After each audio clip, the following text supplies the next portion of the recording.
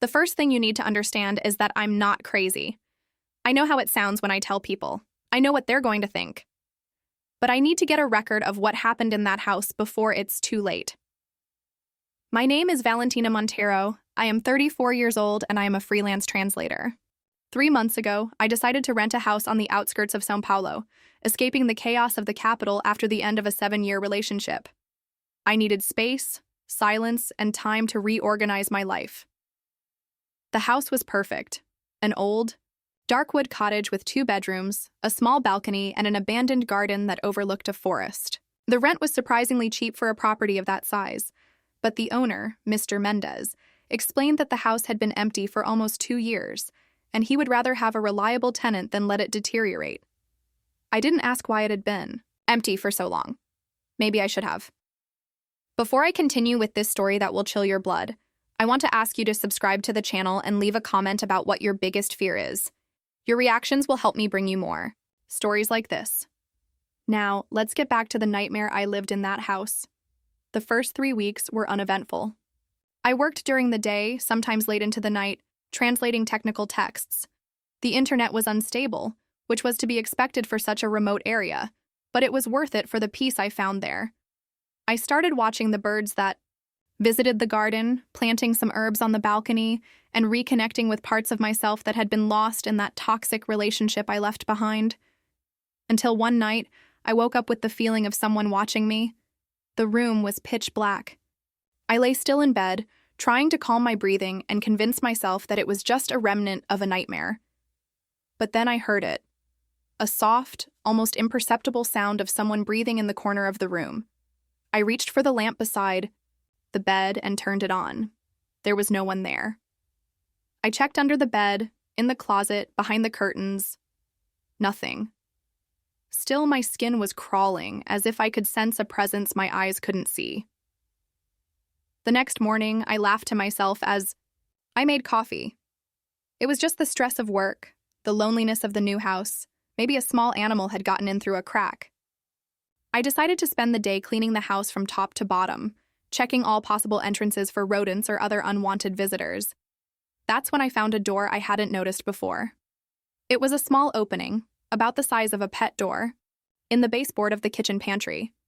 It was partially hidden behind some boxes the owner had left behind containing old china.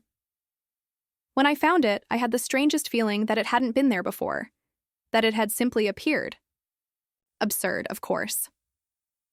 I knelt down and pushed open the small door, which creaked open with a sharp squeak. A blast of cold, damp air hit my face. I grabbed my phone's flashlight and shined it inside.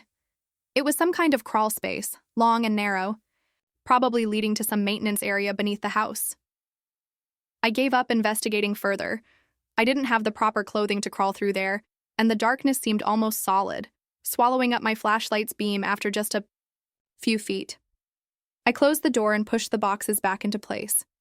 But for the rest of the day, I couldn't stop thinking about it. Why such a small door? Why hidden? And why did a chill run down my spine when I opened it? I called Mr. Mendez that afternoon. A small door in the pantry? Oh yes, it must be access. For pipes or wiring. This house is old, Miss Monteiro. It has a lot of strange corners. But don't worry, everything is within the norms. He looked nervous, or maybe it was just my imagination. I accepted his explanation and tried to forget about it. 3 days later, I woke up in the middle of the night to the sound of scratching. It wasn't coming from the walls. It was coming from inside them. Like long, thin fingernails scratching. The wood from the inside, moving slowly from the ceiling to the floor. I stood there, listening to the horrible sound for almost 10 minutes, until it stopped as abruptly as it had started. The next morning, I examined the walls of my room, inch by inch. There were no marks, no cracks, no signs of what could have caused the sound. Rats, I said to myself aloud, so that the sound of my voice would dispel my growing fear. Just rats in the walls. But I knew it wasn't rats. The sound was too rhythmic, too deliberate. I began to sleep badly. During the day, I could convince myself that everything was fine, that it was just my imagination exacerbated by the loneliness and excessive silence of that place. But at night, when the shadows lengthened and the house creaked and groaned in the wind, It was impossible to ignore the feeling that I was not alone. One Friday, I decided to spend the weekend in the city, at my friend Renata's house. I needed people, noise, life. She noticed my nervous state, the deep circles under my eyes, the way I got scared at any loud sound. "What's going on, Val? You look like you saw a ghost." I hesitated. I knew how it would sound. "It's just tiredness." I lied. "I'm working too much." But that night, after a few glasses of wine, I told her about the sounds, the feeling of being watched, the little door in the pantry. Renata looked at me for a long moment, her dark eyes fixed on mine. "Have you researched the history of the house?" I hadn't thought of that. When I returned on Sunday afternoon, the first thing I did was look up the address online. I couldn't find anything specific about the property, but I did learn that the area had a peculiar history. Decades ago, before it became a region of farms and remote houses, it had been the site of a small psychiatric sanatorium, which was closed in the 1970s after reports of mistreatment and experimental procedures on patients. A shiver ran down my spine. The house didn't look old enough to have been part of the sanatorium, but it was in the same area. I tried calling Mr. Mendez again, but he didn't answer. That night, I was reluctant to go to bed. I stayed in the living room, with the lights on, watching TV shows on my laptop until exhaustion overcame me around 3 in the morning. I woke up with a start a few hours later, with a horrible feeling of heaviness on my chest. I opened my eyes and nearly screamed. There was someone, or something, crouched over me on the couch, a dark figure, denser than the darkness around me. I couldn't see a face, just a humanoid outline, and I felt its cold breath against my face. I tried to scream, to move, but I was completely paralyzed. The figure slowly raised a hand, or what looked like a hand, with fingers that were too long and distorted, and brought it close to my face. I felt something cold and rough touch my cheek, like nails gently scratching my skin, and then, as suddenly as it had appeared, it was gone. My muscles relaxed, and I leapt from the couch, flipping every light switch I could find on my way to the kitchen, where I locked myself in, shaking violently. Sleep paralysis. It had to be that.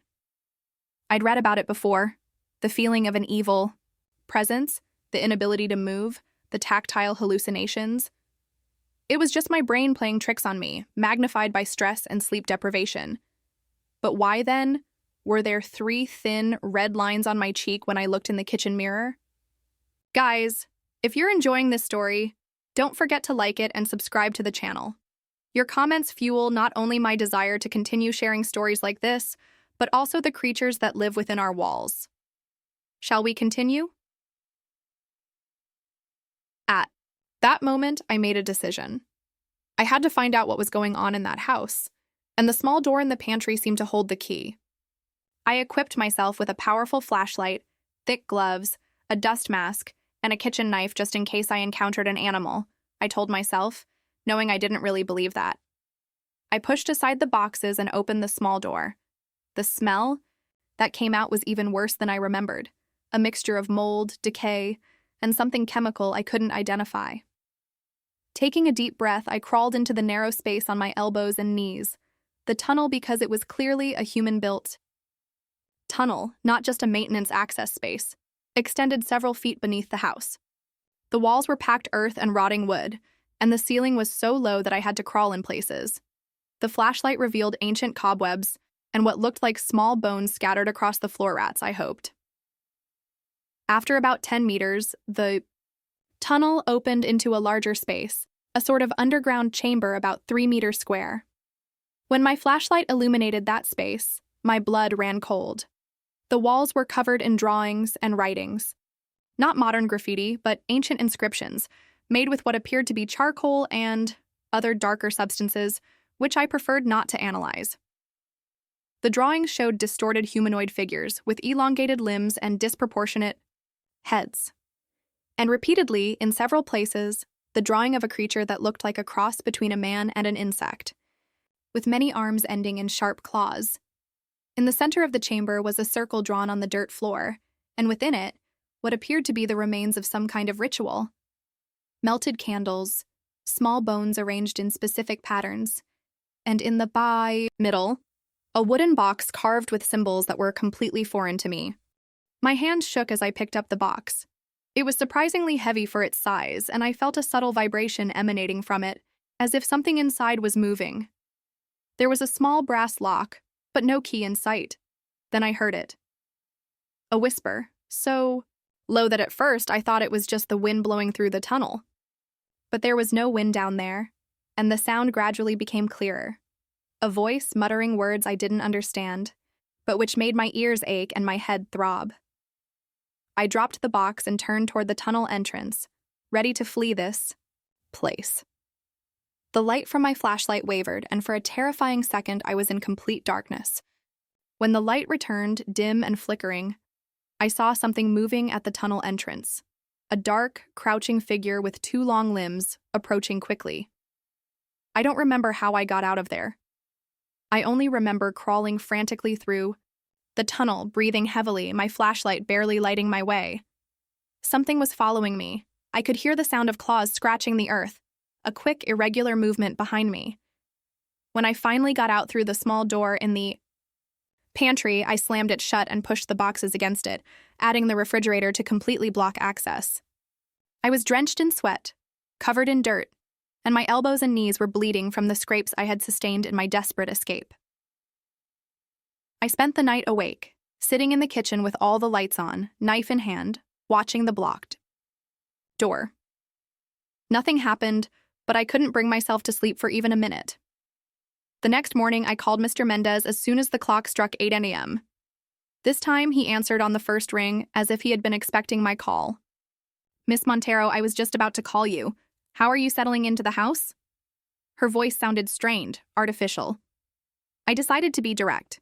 "Mr. Mendez, I found a tunnel under the house and a chamber with strange things.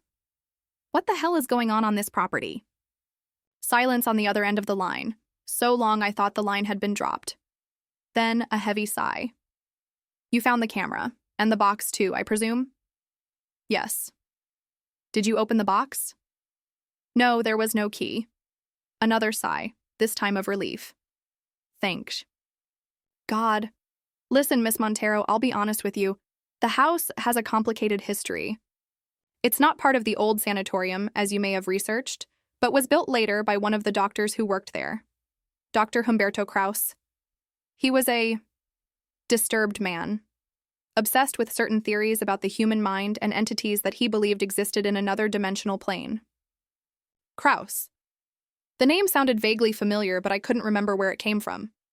He built that tunnel and chamber as a place for his experiments. I don't know exactly what he was doing down there, but after he disappeared in 1983, the house passed through several owners. No one managed to stay for more than a few months. I inherited it from my uncle, who kept it closed for decades. "Why didn't you tell me this before?" I asked, anger rising inside me. I tried to rent the house. Several times, always telling the story. No one believed me. They thought it was just a tactic to justify the low rent or create some kind of mystique around the property. And those who did believe me never made it past the first week. I thought this time it could be different. I hung up the phone without saying goodbye and immediately began packing my things. It didn't matter the contract. It didn't matter the money. I was moving out of that house today. As I was throwing clothes into my suitcase, I heard a sound coming from the kitchen. The heavy shuffling of something being moved. The refrigerator. Froze, my heart racing. The sound continued, something pushing the heavy appliance inch by inch. Slowly, I grabbed my phone and car keys, leaving my suitcase behind. The bedroom window was locked, but I managed to open it after a few seconds of struggling with the rusty lock. As I crawled out the window, I heard a crash coming from the kitchen, the sound of the refrigerator tipping over completely. And then, footsteps. Not normal human footsteps, but something uneven, as if the walker had legs of different lengths, or more legs than they should have. I ran to the car like I had never run before in my life. Only when I was on the main road, 10 kilometers from home, did I allow myself to breathe again. I never returned to get my things. Mr. Mendez sent them to an address I provided, along with an apology letter and a full refund of the deposit. There was no mention of what happened after I left or whether he ever entered the house. 2 weeks after my escape, while I was still staying at Renata's house trying to process what I had experienced, I came across a short news article online about the area. A body had been found in the woods near the house, that of an elderly man in an advanced state of decomposition. The police suspected that he was a homeless man who had sought shelter in the woods, but the cause of death was uncertain due to the condition of the body. The accompanying photo showed the forensics team working in the area, and in the corner, partially visible, was my old house. And there, in the window of my old bedroom, there appeared to be a figure watching. The image was too blurry to make out any details, but I was absolutely certain that whatever was in the window was not human. 3. Days later, I received a small package with no return address. Inside was just an old brass key and a piece of paper with a handwritten message. He wants you to come back and open the box. Don't come back. I never found out who sent the package. The key is kept in a bank safe now, along with this letter. I'm writing. If anything happens to me, at least there will be a record. Sometimes, late at night, I wake up to the sensation of fingernails scratching the inside of the walls of the apartment where I now live. And when I look in the mirror in the morning, I occasionally see 3 thin red scratches on my cheek, which disappear when I look a second time. He's still watching me, waiting. And I know, deep in my soul, that one day I'll have to go back to that house and open that box. Because whatever's in there is already partly out here, inside me. If you're reading this, beware of isolated houses with very low rents. Beware of small doors in strange places. And most of all, if you find an ancient box with symbols carved into it, no matter how strong the compulsion, do not open it. Some boxes are made to keep things locked inside. Others are made to attract things inside, and I still don't know what kind of box I found.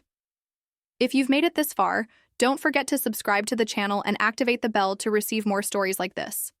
Leave a comment saying whether you would open the box or not. Your opinion is very important to me and to the entities that feed on your fear. Until the next nightmare.